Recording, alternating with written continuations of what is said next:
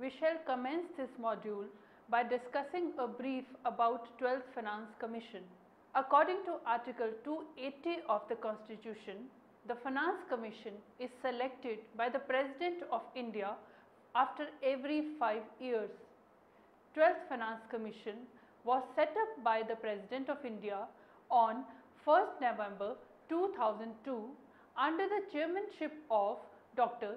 C. Rangarajan to give recommendations on specified aspects of center-state fiscal relations during the period of 2005 to 10. The Commission reviewed the state of the finances of the Union and the states and suggested a plan by which the governments may bring about a restructuring of the public finances to restore the budgetary balance, achieve macroeconomic stability and reduction in debt along with equitable growth.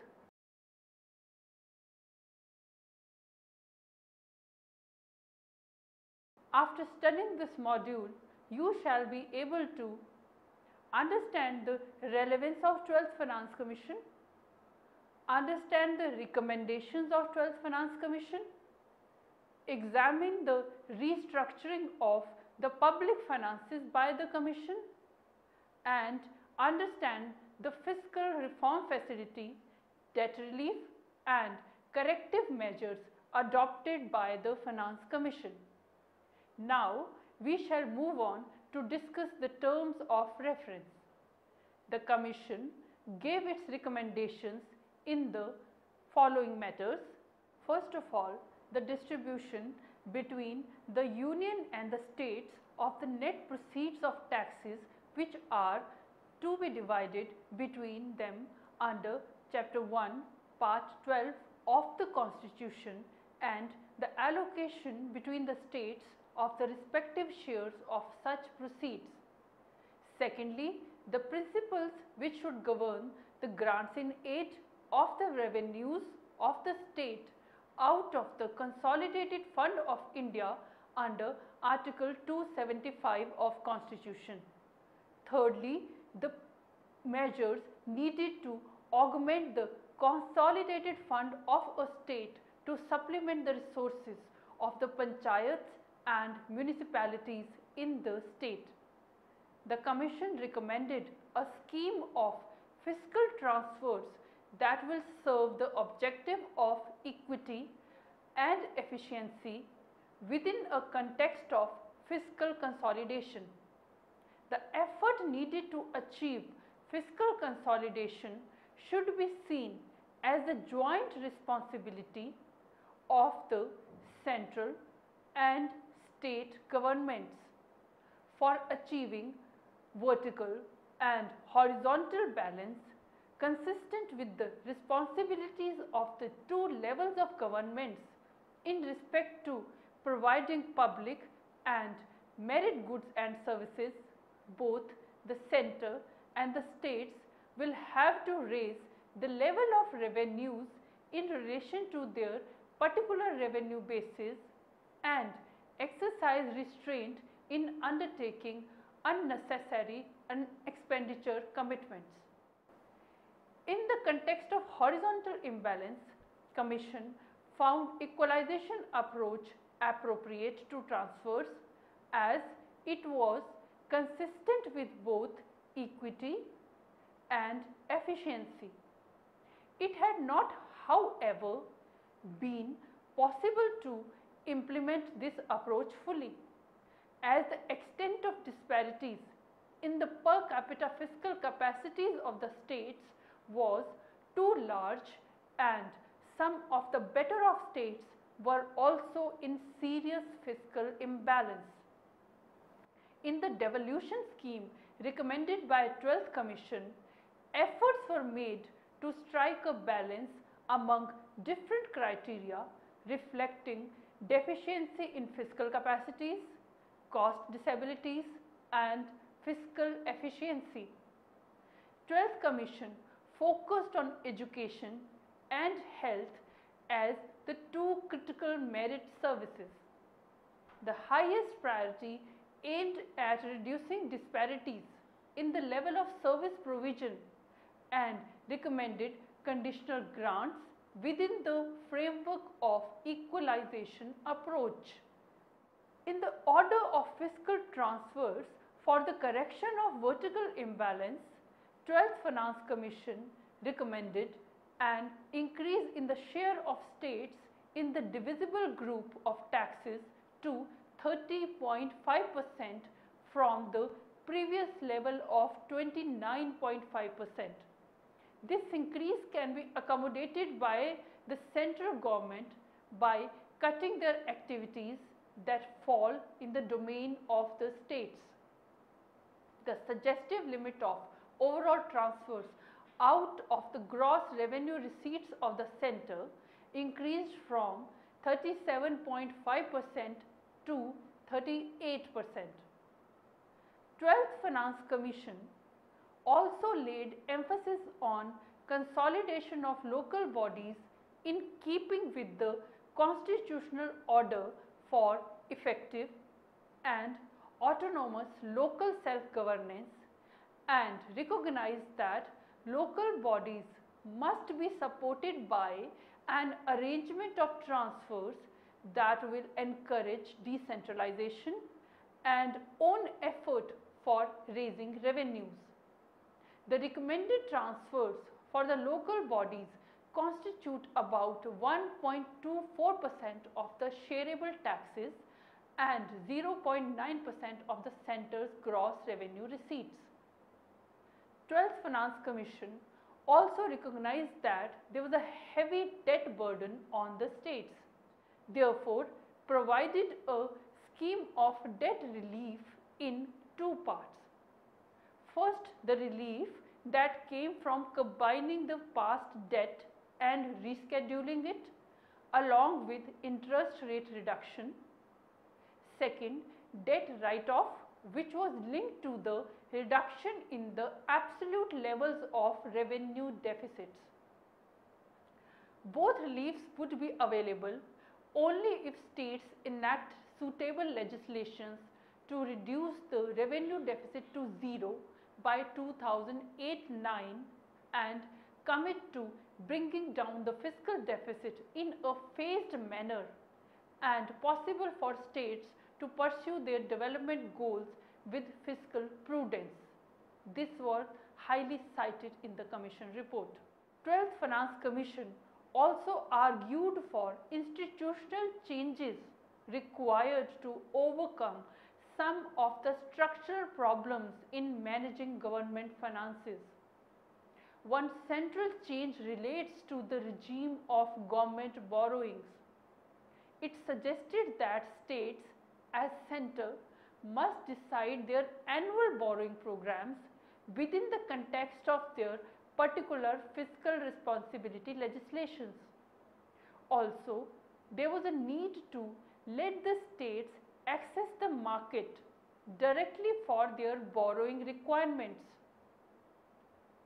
The overall limit to their annual borrowings from all sources should be supervised by an independent body like a loan council with representatives from Ministry of Finance, Planning Commission, Reserve Bank of India and the state governments. This council may, at the beginning of each year, announce borrowing limits for each state, taking into account the sustainability considerations. It also suggested for delinking grants and loans in plan assistance, as this need to be determined on different principles was part of the reform of the borrowing regime. 12th Finance Commission aimed at restructuring government finances through virtuous cycle of reforms, robust government finances, equalizing system of fiscal transfers to establish a sound federal fiscal system in India. Aimed at a positive growth dividend, progressively fall in revenue deficits relative to GDP, fall in government dis-saving and an increase in the overall savings with GDP. Aimed at higher tax GDP ratio combined with higher growth on a sustained basis and fall in interest payments, and to create the necessary space for increasing government capital expenditure and productivity enhancing non-interest, non-salary revenue expenditure. Let us now discuss the 12th Finance Commission for restructuring public finances. By 2009-10, the combined tax GDP ratio of the center and the states was expected to be increased to 17.6%, primary expenditure to a level of 23% of GDP and capital expenditure to nearly 7% of GDP. The combined debt GDP ratio with external debt measured at historical exchange rates, it was expected that it should at a minimum be brought down to 75% by the end of 2009-10. Further, it was suggested that the system of on-lending should be brought to an end over time, and the long-term goal for the center and states for the debt GDP ratio should be 28% each. The fiscal deficit to GDP ratio targets for the center and the states was to be fixed at 3% of GDP each. The center's interest payment relative to revenue receipts, it was expected that they should reach about 28% by 2009-10. In the case of states, the level of interest payment relative to revenue receipts was expected to fall to about 15% by 2009-10. The revenue deficit in relation to GDP for the center and the states for their combined as well as individual accounts was expected to be brought down to 0 by 2008-9.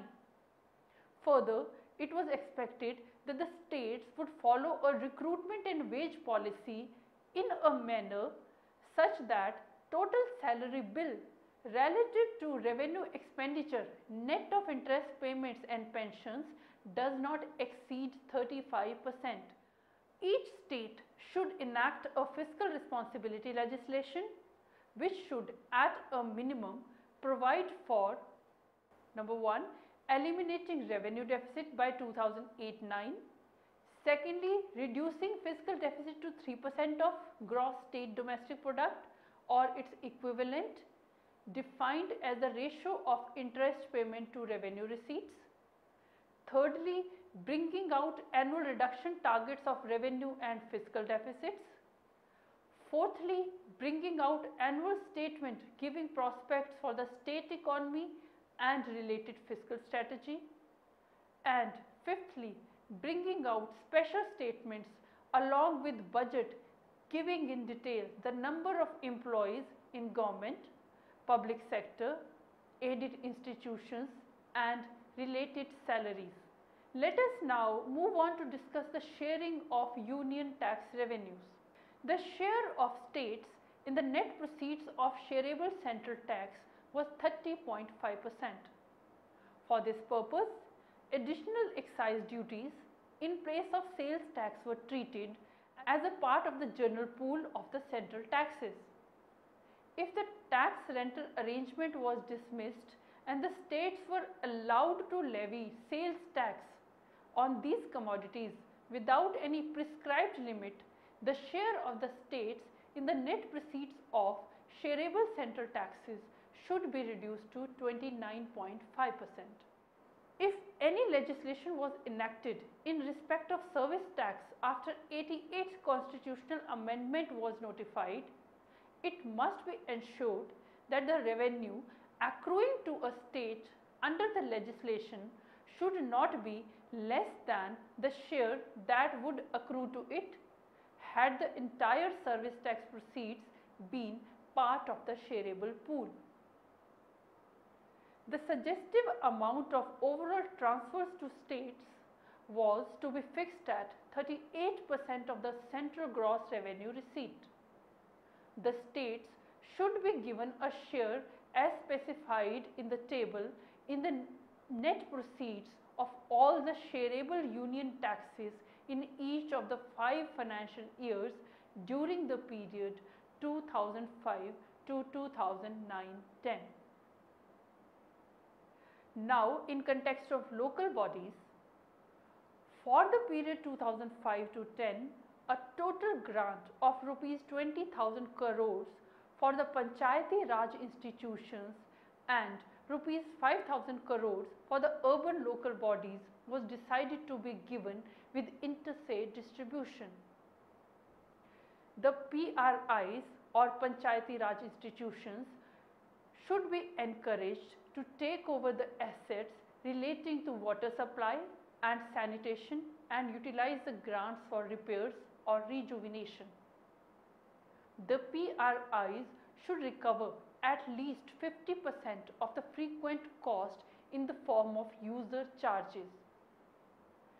Priority should be given to the expenditure on the operation and management costs of water supply and sanitation out of the grants allocated for the panchayats, which will facilitate them to take over the schemes and operate them. At least 50% of the grants provided to each state for the urban local bodies should be reserved for the arrangement of solid waste management through public-private partnership. PRIs and ULBs, that is urban local bodies, give high priority to expenditure on creation of database and maintenance of accounts through the use of modern technology and management systems. Some of the modern methods like GIS, that is Geographical Information System, for mapping of properties in urban areas and computerization for switching over to a modern system of financial management would go in a long way in creating strong local governments, fulfilling the spirit of 73rd and 74th constitutional amendments. State governments should not take more than 15 days in transferring the grants to local bodies after they are released by the central government. The centre should take a serious view of any unjustified delay on the part of the state. The state should adopt the best practices to improve the resources of the panchayats. The suggestions made by 12th Finance Commission in respect of state finance commissions should be acted upon with a view to strengthen the institution of SFCs so that it might play an effective role in the system of fiscal transfers to the third tier of government. Next, in context of calamity relief, the scheme of Calamity Relief Fund, that is CRF, comprised of contributions from the state and the centre in the ratio 25-75. The definition of natural calamity covers landslides, avalanches, cloudbursts and pest attacks. The centre continued to make allocation of food grains to the needy states such as relief measure, but with a transparent policy. The extent of CRF worked out at rupees 21,333.33 crore for 5 years. The scheme of NCCF constituted in its present form with a corpus of rupees 500 crore. The outgo from the fund might continue to be replenished by the way of collection of national calamity contingent duty and levy of special surcharges. Further, the provision for disaster preparedness and mitigation needs to be built in the state plans and not as a part of calamity relief. Next, in context of grants in aid to states, the system of striking a 70-30 ratio between loans and grants for extending plan assistance to non-special category states and 10:90 in the case of special category states should be done away with. Instead, the Commission suggested that the Centre should confine itself to extending plan grants to the states and leave it for the states to decide how much they wish to borrow and from whom. A total non-planned revenue deficit grant of rupees 56,855.87 crore was recommended during the award period for 15 states. 8 states were recommended for grants amounting to rupees 10,171.65 crores over the award period for the education sector, with a minimum of 20 crore in a year for any eligible state. 7 states have been recommended for grants amounting to rupees 5,887.08 crore over the award period for the health sector, with a minimum of rupees 10 crore a year for any eligible state. The grant for the education and health sectors are an addition to, over and above, the normal expenditure to be incurred by the states in these sectors. A grant of rupees 15,000 crore over the award period is recommended for maintenance of roads and bridges.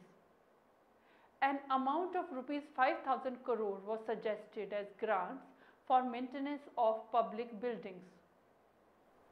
The maintenance grant for roads and bridges and for buildings are an additionally over and above the normal maintenance expenditure to be incurred by the states. A grant of rupees 1,000 crore was suggested for maintenance of forests. A grant of rupees 625 crore was recommended for heritage conservation, that is, preservation and protection of historical monuments, archaeological sites, public library, museums and archives, and also for improving the tourist infrastructure to facilitate visits to these sites. An amount of rupees 7,100 crore was suggested as grant for state specific needs. Lastly, we will discuss the fiscal reform facility, debt relief and corrective measures in this module. Each state must endorse a fiscal responsibility legislation prescribing specific annual targets with a view to eliminate the revenue deficit by 2008-9 and reduce fiscal deficit based on path for reduction of borrowing and guarantees. The central loan to states contracted till 31st March 2004 and outstanding on 31st March 2005 totaling rupees 1,28,795 crores may be consolidated and rescheduled for a fresh term of 20 years and an interest rate of 7.5% be charged on them. A debt write-off scheme connected to the diminishment of revenue deficit of states may be presented. Under the scheme, the reimbursements due from 2005-06 to 2009-10 on central loans contracted up to 31st March 2004 and prescribed to be consolidated will be eligible for write-off.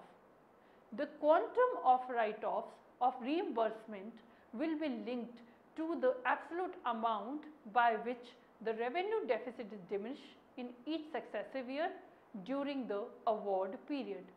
The central government should allow the states to approach the market directly and not act in between for future lending. If some fiscally weak states are unable to raise funds from the market, the centre could borrow for the purpose of on lending to such states, but the interest rates should remain aligned to the marginal cost of borrowing by the state. External support may be relocated to states on the same terms and conditions as attached to such assistance by external funding agencies, thereby making Government of India a financial intermediary without any gain or loss. The external support passed through to states should be managed through a separate fund in the public account. All states ought to set up sinking funds for repayment of all loans, including loan from banks, liabilities on account of NSSF, etc. The fund ought to be maintained outside the combined funds of the states, and the public account should not be used for any other purpose except for recovery of loans. States ought to set up guarantee improvement funds through reserved guarantee fee. This should be preceded by risk weighing of guarantees. The quantum of contribution to the fund should be decided as the need may be. In context of profit petroleum, the Union ought to share the profit petroleum from NELP areas with the states from where the mineral oil and the natural gas are created. The share should be 50-50. The revenues earned by the central government on contracts marked under the coal bed methane policy might be shared with the producing states in the same manner as profit petroleum.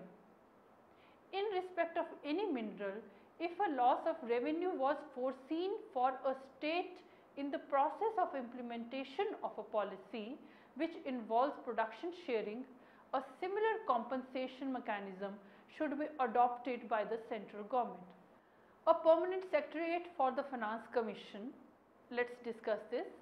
12th Finance Commission also suggested for the Finance Commission division of the Ministry of Finance should be converted into a full-fledged department serving as a permanent secretariat for the Finance Commissions with a tenure of at least 3 years to enable them to do their work sufficiently. The expenditure of Finance Commissions must be treated as expenditure charged on the combined fund of India. Now, in the end, we will summarize what we have discussed in this module. 12th Finance Commission was set up by the President of India on 1st November 2002 under the chairmanship of Dr. C. Rangarajan to give recommendations on specified aspects of center-state fiscal relations during 2005 to 2010. The Commission gave recommendations on the distribution between the Union and the states of the net proceeds of taxes, principles which should govern the grants in aid of the revenues of the states out of the Consolidated Fund of India, and measures needed to augment the consolidated fund of a state to supplement the resources of the panchayats and municipalities in the state. The 12th Finance Commission aimed at restructuring government finances through virtuous cycle of reforms, robust government finances, equalizing system of fiscal transfers to establish a sound fiscal system in India. The Finance Commission listed various recommendations for restructuring of public finances. The share of states in the net proceeds of shareable central tax was 30.5%. If any legislation was enacted in respect of service tax after the 88th constitutional amendment was notified, it must be ensured that the revenue accruing to a state under the legislation should not be less than the share that would accrue to it had the entire service tax proceeds been part of the shareable pool. For the period 2005 to 10, a total grant of rupees 20,000 crores for the Panchayati Raj institutions and rupees 5,000 crores for the urban local bodies was decided to be given with inter-se distribution. The scheme of Calamity Relief Fund comprised of contributions from the centre and the states in the ratio of 75-25. The system of striking a 70-30 ratio between loans and grants for extending planned assistance to non-special category states and 10:90 in the case of special category states should be done away with. Instead, the center confined itself to extending plan grants to the states and leave it for the states to decide how much they wish to borrow and from whom. For fiscal reform facility, debt relief and corrective measures, the Finance Commission suggested that each state must endorse a fiscal responsibility legislation prescribing specific annual targets with a view to eliminate the revenue deficit by 2008-9 and reduce fiscal deficits based on a path for reduction of borrowing and guarantees. Thank you.